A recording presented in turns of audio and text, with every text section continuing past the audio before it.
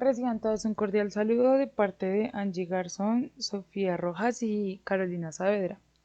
Hoy vamos a intentar explicarles un poco el texto de A propósito de un sapo de ojos dorados de Simon Schama.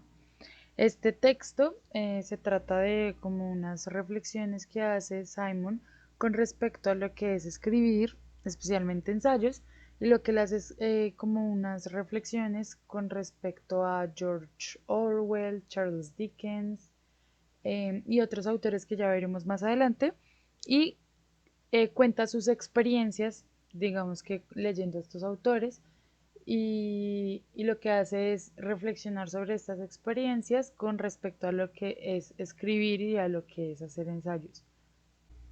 Y bueno, hay que tener en cuenta que A propósito de un sapo de ojos dorados es una publicación que nace de un compilado de más escritores y pues de aquí sale este fragmento que tiene que ver con el trabajo de escribir un ensayo en la academia.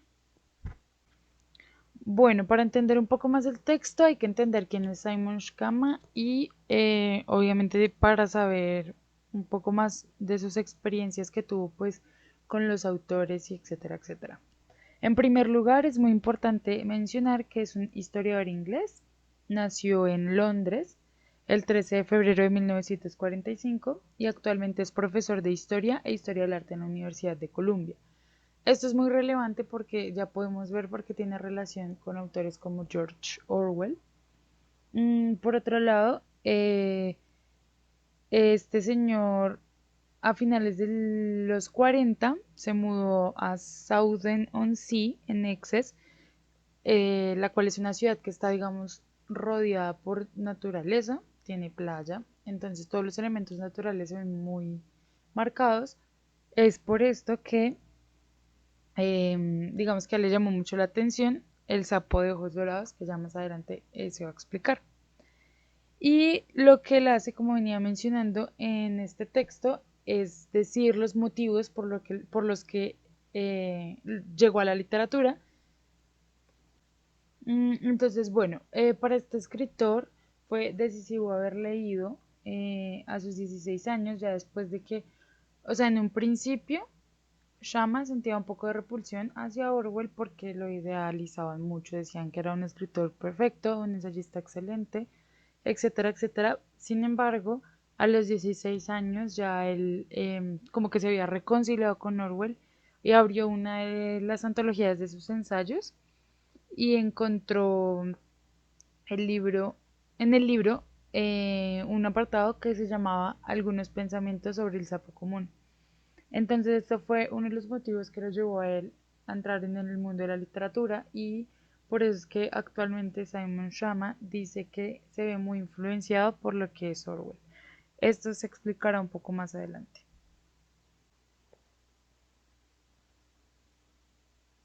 Bien, para continuar con el escrito es importante retomar las influencias literarias que tuvo Simon Schama durante su formación pues literaria y en general su educación.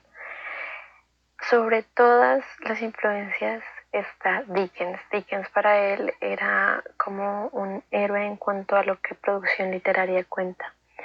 Él dice que todas las formas en las que Dickens se expresaba en sus escritos eran lo que él consideraba bueno en cuanto a literatura.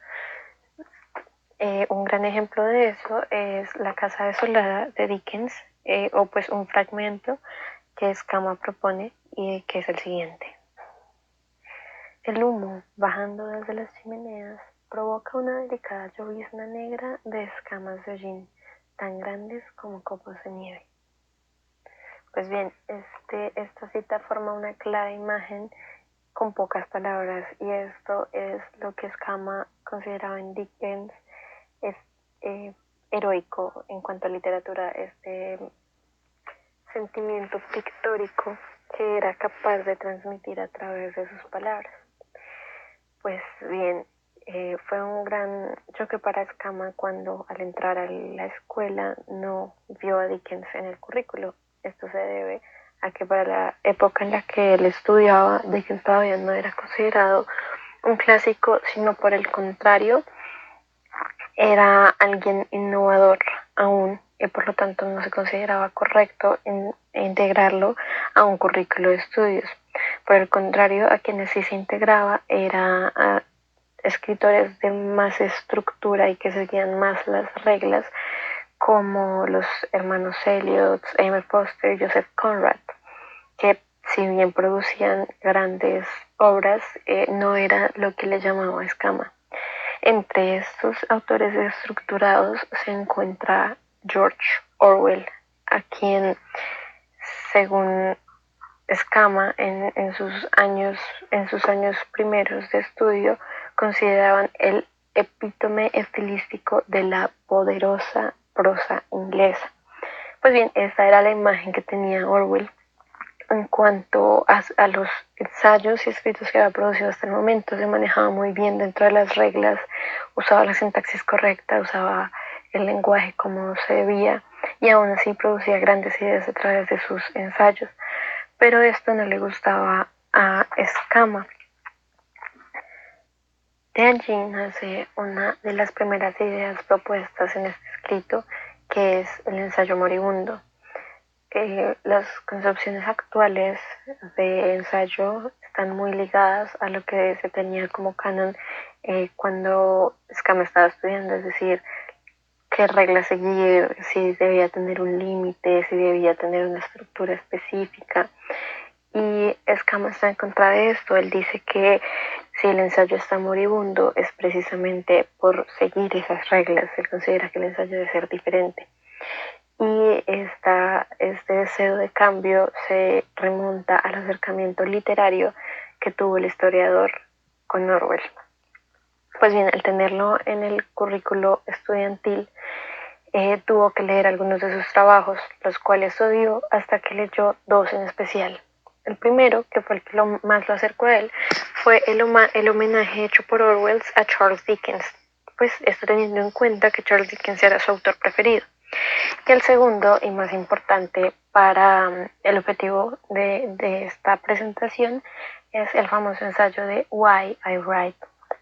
Pues bien, en este texto de lo que habla Orwell es de su experiencia como escritor, su viaje con la escritura y en retrospectiva y un poco en prospectiva de lo que aún no ha escrito, de las razones que lo han llevado a escribir sus textos. Así pues, propone cuatro razones concretas. La primera, el egoísmo puro del escritor. La segunda, el placer estético de la escritura, la sonoridad de las palabras. La tercera, el entusiasmo histórico de ver las cosas tal como son. Y la cuarta, la intención política de cada texto. Estas razones se van a ver reflejadas más adelante en fragmentos específicos, pero es importante tenerlas en cuenta ya que son razones que Escama toma en cuenta que cambiaron su perspectiva no solo sobre Orwell, sino también sobre la escritura. Y no solo son esas razones de las que propone Orwell en el ensayo, sino que también habla de la experiencia, de lo importante que es la experiencia propia en el proceso de escritura. Él pone como ejemplo los relatos que formaba cuando hacía cada cosa en su juventud, es decir, se abría una puerta, en su mente siempre había un relato en el que él era el protagonista. Y Escama retoma eso. Escama también dice que eso le pasaba a él, que en su caso eran historias con una shiksa, rubia y perfecta llamada Kai, destinada a morir de una larga enfermedad, así como la conciencia de que esa cosa que era, como él se describe, esa cosa desgarbada de su infancia era el que protagonizaba la historia junto a Shiksa. Así pues, la experiencia no solo en la que se centra cada ensayo, sino la experiencia previa respecto a cualquier relato es muy importante para estos dos autores a la hora de escribir, Teniendo en cuenta esa experiencia es que Escama se atreve a adicionar una razón a las 4 de Orwell por las que se debería escribir, y es la resistencia a la atracción de la memoria. En otras palabras, el traducir una experiencia a un patrón de palabras que conserve la vitalidad de la experiencia vivida sin caer en un narcisismo literario. Es decir, que más que una construcción de recuerdos sea un instinto hacia la interpretación. En resumen, una experiencia traducida. Eso también se verá reflejado en los fragmentos que trabajaremos más adelante, pero es importante para la gran idea que desarrolla Escama a partir de todo lo que explica en el texto, y es el ensayo como una forma de resistencia. Según Escama, el ensayo es, y cito, la última, heroica resistencia en defensa de la seriedad de la prosa entretenida, nuestra mejor esperanza de liberar al texto del texting. En esta cita se ve reflejada no solo la intención y la idea principal del texto, sino también la repulsión o la aversión que tiene Escama hacia la prosa como algo serio de pura entretención para quien se escribe, sino que él cree profundamente en la primera razón de Orwell del egoísmo a la hora de escribir, del que también se hablará más adelante. Así, al ser el ensayo una traducción de la experiencia y un instinto hacia la interpretación, no debe caer dentro de los cánones de la prosa seria o de la prosa que limita los caracteres o el lenguaje que se usa en un ensayo, sino que debe ser la rebelión en contra de esto, debe ser algo que dé o que produzca sensaciones cuando se lee, es decir, debe mantener la vitalidad ya mencionada anteriormente, y así ser una forma de resistencia en contra de las reglas que están, según su visión, matando el ensayo. En síntesis, el objetivo de Escama, por romper esas concepciones o experiencias no tan placenteras que se tienen hoy por ensayo, se remontan a la reflexión no solo del inventor del ensayo, Montaigne, del que se hablará más adelante, sino también de un punto de partida que normalmente se toma desde una perspectiva diferente. Es decir, cuando se escribe un ensayo, lo primero que se piensa es qué se va a escribir, mientras que la reflexión de Escama y el objetivo nace de la pregunta por qué se escribe no solo un ensayo, sino cualquier relato. Esto resulta un poco paradójico al tener en cuenta que quien lo inspira es uno de los escritores más alabados por seguir las reglas, pero que al tiempo, en su evolución de escritura, aprende tanto las reglas que sabe cómo usarlas para no caer en lo que él mismo llama narcisismo literario, que es el uso exagerado de las palabras o del relato en general para contar algo.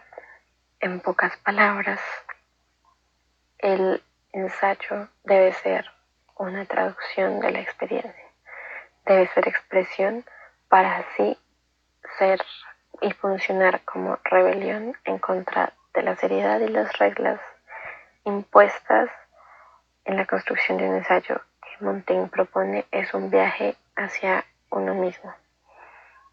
Ahora bien, como ya se dijo antes, todo esto es difícil comprenderlo solo en palabras, y es importante verlo expresado en ejemplos, así que vamos a ver cómo cada una de estas razones de escritura y de estos componentes que propone Escama se ven reflejados en algunos fragmentos.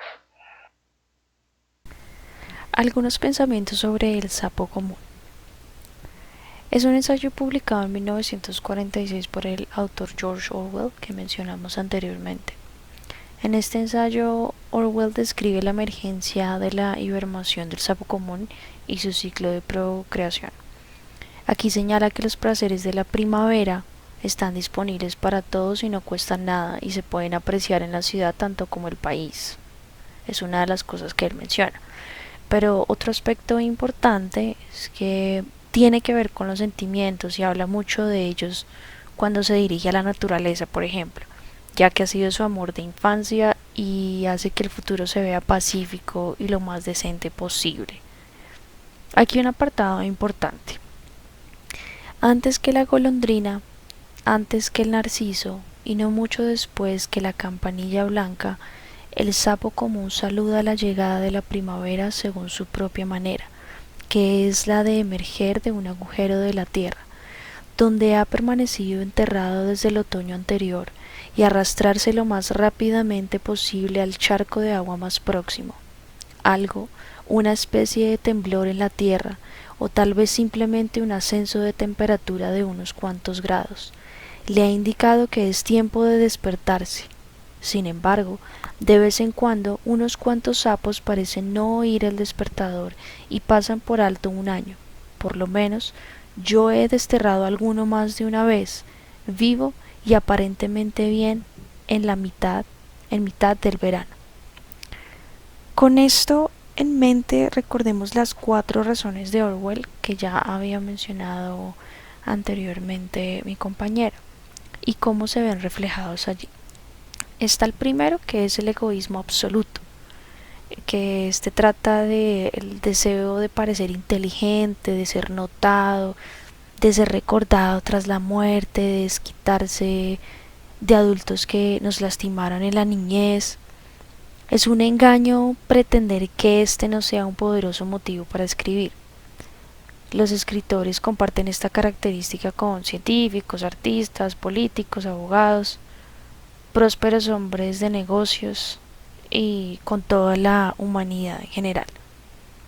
Está el siguiente, que es el entusiasmo estético, que es la percepción de la belleza del mundo externo de las palabras y su adecuado ordenamiento.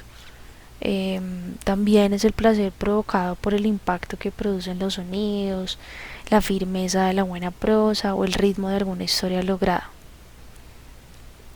Tenemos, por ejemplo, el impulso histórico, deseo de mirar las cosas tal y como son, de investigar hechos reales y registrados para conocimiento de la posteridad.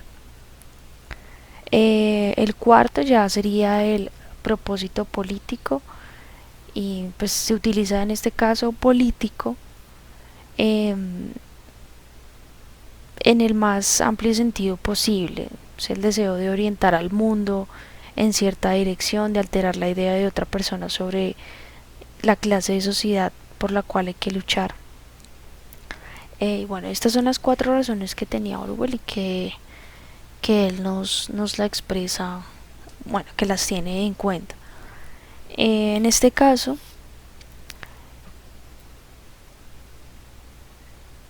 nos saltamos a el placer de odiar, que es básicamente lo que Simon nos deja en, en su texto como, como ejemplo de entender esa urgencia del pensamiento, que ya lo vamos a ver a continuación, traducir la experiencia a un patrón de palabras que conserve la vitalidad. Y bueno, aquí se refiere Simon, que es traducir la experiencia vivida en un patrón de palabras que conserva su vitalidad, sin fijarlo en el fluido de embalsamiento literario.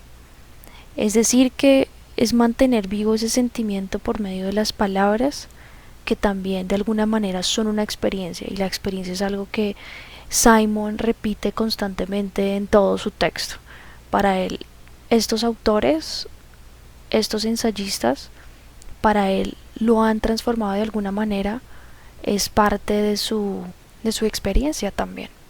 Aquí vemos en un corto fragmento del placer de odiar de William Hazlitt Hay una araña arrastrándose a lo largo del apelmazado suelo de la habitación en que me siento. Corre como una descuidada y apresurada prisa. Cojea tímidamente en mi dirección. Se detiene. Ve la sombra gigante frente a sí y, dudando entre la retirada o el avance, medita sobre ese enorme enemigo. Aquí si nos salimos un poco o nos centramos un poco en el texto, esto puede indicar que no es el odio lo que amamos, sino el placer de odiar. El odio, más allá de su ingenua asociación con la natural debilidad humana, que podríamos llamar. Este odio también, o bueno, esto provoca un efecto de perplejidad ética y de goce estético en el lector. Y pues el sentimiento de inmortalidad, por llamarlo así, pasando por la fascinación que ejercen sobre nosotros los objetos lejanos. Otro aspecto bastante importante al que se refiere Simon es traducir esta experiencia vivida, como ya lo estábamos hablando, que conserva la vitalidad, pero él también ha mencionado en varias oportunidades que el ensayo es una forma extraordinariamente duradera y vital de la literatura argumentativa. Y en este caso William Hazlitt, para él, es un héroe que debería estar según él, debería estar en todos los planes de estudio del plan de estudios básicos. A continuación veremos otro ejemplo, Ticket to the Fair, de David Foster. Y bueno, aquí se resaltan dos aspectos que los vamos a ir tratando, que son el compromiso personal sin narcisismo literario, ya vamos a ver exactamente qué es, iluminación moral construida a través de la experiencia física, tornar la experiencia en conceptos abstractos, la condición humana en este caso. Me sorprendo entre los chillidos y resuellos de los cerdos ante el hecho de que estos profesionales no vean su ganado como mascotas o amigos. Están en el negocio agrícola del peso y la carne. Incluso en la feria sus productos continúan babeando, apestando e ingiriendo sus propios excrementos y chillan mientras el trabajo sigue. Puedo imaginarme lo que piensan de nosotros, arrullando al cerdo. Nosotros, los asistentes, no tenemos que ajustarnos al proceso de criar y alimentar la carne que comemos. Esa carne simplemente se materializa en el puesto de perros calientes, con lo cual nos permiten separar nuestros sanos apetitos de la piel, los chillidos y los ojos en blanco. Nosotros, turistas, podemos disfrutar de nuestros sentimientos a favor de derechos animales como las barriguitas llenas de tocino. Ticket to the Fair. Aquí lo que podemos destacar es que lo que Simon rescata es la escritura y lectura de ensayos como muestra de resistencia a la pigmentación del lenguaje animal, una cosa que pues nosotros no nos encontramos frecuentemente. Los ensayos son el último heroico soporte de la seriedad de entretenimiento en prosa, es decir que este nivel estilístico, estético, con el cual estos autores nos muestran, en este caso en sus ensayos, cómo se exceden, la manera en cómo describen las cosas, esos detalles, y algunos medios como redes sociales que nos impiden ir más allá y transformar un texto en una experiencia básicamente que nosotros tengamos. Aquí vamos a ver a Michel de Montaigne. Él es el creador de un género propio. ¿Esto qué significa? Se le conoce por ser el creador de un nuevo género literario que es el ensayo, lo que estamos viendo. Fue Montaigne el que lo denominó así y quien detalló cuáles eran sus principales características. Y bueno, ¿y qué es un ensayo? Básicamente se trata de un texto que plantea una reflexión sobre una condición humana a partir de la visión, experiencia u opinión del autor. En concreto, la temática del ensayo es muy amplia y pues puede hablar de cualquier cosa. Bueno, el por qué intento, como dice ahí, bueno, un ensayo poderoso que causa un fuerte impacto hacia el destino que el lector no puede predecir y que ni siquiera se le ocurrió al escritor cuando comenzó. Por eso es que se le atribuye este importante papel, y en este caso es el creador del nuevo género literario. Hizo algo que realmente no se había pensado y que mucho menos lo veían como una reflexión. Bueno, para finalizar, queremos hacer una reflexión y que cada uno realmente piense lo que significa escribir, lo que significa hacer ensayos y así sucesivamente. En primer lugar, para cada uno, ¿qué es hacer un ensayo? Queremos que pues se respondan eso ustedes mismos y piensen si cuando hacen un ensayo realmente lo están haciendo como con todo lo que Shama nos plantea pues a partir de los diferentes autores, que realmente piensen si cuando escriben un ensayo lo hacen por escribirlo o lo hacen porque realmente quieren mostrar algo. Así como decía Orwell, lo del puro egoísmo, debemos entender que esto pues no es malo. No es que ser egoísta en este sentido sea malo, sino que al ser egoístas estamos descubriendo y dándonos cuenta que realmente tenemos algo que ofrecer y algo que aportar. No vamos a dar un ensayo, no vamos a dar un escrito generosamente a alguien solo porque queremos darlo de alguna manera caritativamente, sino que en el momento en el que escribimos un ensayo, en el momento en el que escribimos algo, sabemos que esto va a cambiar a alguien, va a hacer que choque, va a hacer que piense de manera distinta, va a hacer que empiece a tener tal vez una conversación con nosotros. Así que realmente cuando estén escribiendo ensayos, piensen, ese lector que va a estar ahí, ¿qué va a sentir con su ensayo? ¿Será que va a sentir que está conversando con ustedes? ¿Será que va a sentir que realmente ese ensayo le está aportando algo pues a su vida y a sus experiencias? Además de esto, cuando hagan ensayos, así como lo menciona Shama, tienen que hacerlo desde las experiencias y que se sienta que realmente quieren aportar algo, que se sienta que realmente van a cambiar a alguien, van a hacer chocar a alguien. Así como en un principio puede que a nosotras nos haya chocado un poco la idea que mencionaba Orwell del puro egoísmo, porque sentíamos que era una idea un poco negativa y que ser egoísta era tal vez algo malo. Eso es lo que debería uno provocar escribiendo ensayos, que la gente choque, que al leerlo diga por qué esto y esto con qué se relaciona y que empiece a buscar diferentes significados y que los relacione además con las experiencias propias. Mm, en ese sentido, pues ser egoísta, como lo venía diciendo, no es malo. Y, y en los ensayos debemos buscar ese choque, debemos entender que no estamos escribiendo por escribir, sino que tenemos algo de fondo. Cuando hacemos ensayos, pues la misma palabra lo dice, es como una prueba, ¿no? Y, y estas pruebas además se relacionan con conceptos, o sea, no es como que un ensayo nazca de la nada, sino que necesariamente se va a relacionar con un concepto teórico. Sin embargo, este concepto no se tiene que presentar planamente, sino que se tiene que hacer como una conversación. Como decía, este ensayo tiene que decir algo a ese lector y que se sienta que están conversando el autor con el lector y que se sienta que se está haciendo algo más que escribir por escribir. Es lo mismo que la labor docente. La labor docente está muy marcada por la conversación, que sería lo mismo de un ensayo. Estas conversaciones las hace el profesor, por ejemplo, con sus colegas, el profesor con sus estudiantes, los estudiantes con los estudiantes y así sucesivamente.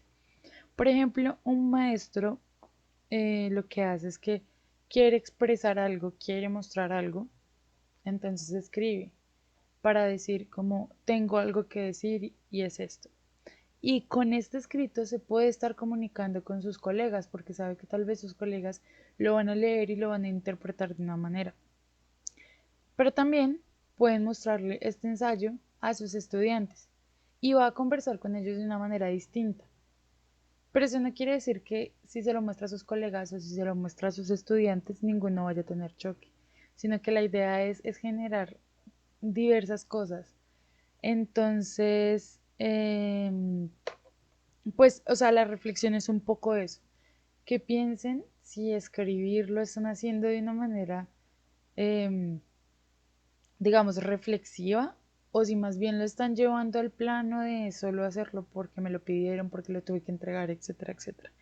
Intenten y esfuércense porque esos ensayos que hagan de ahora en adelante sean unas conversaciones con los demás, en las que mostremos pues conceptos teóricos, pero no mostrarlos por mostrarlos. Y bueno, ya que hemos entendido un poco más esto y que hemos reflexionado un poco más sobre el ensayo, queremos que cada uno piense cuál es su historia. Y además de esto, que la relacionen esa historia con, o sea, esa historia traducida, digamos que en experiencia, con la teoría que cada uno va a aplicar en sus talleres. Y pues la segunda pregunta que queremos que piensen es, cuál es ese escritor que ha cambiado su vida? ¿Y por qué creen que lo ha hecho de esta manera? ¿Cuáles creen que han sido los aportes de este escritor?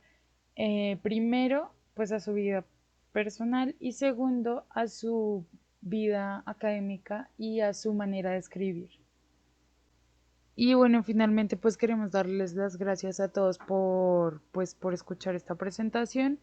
Si tienen alguna pregunta, pues estaremos conectadas. Y por otro lado, pues también queremos que en serio reflexionen mucho sobre el tema y que cambien un poco la concepción que tienen de pues los ensayos y de escribir en general. Por otro lado, si no han leído el texto, se los recomendamos mucho para que cambien un poco su manera de pensar y para que entren como en esos choques que se tienen al leer y pues al hacer ensayos. Muchas gracias.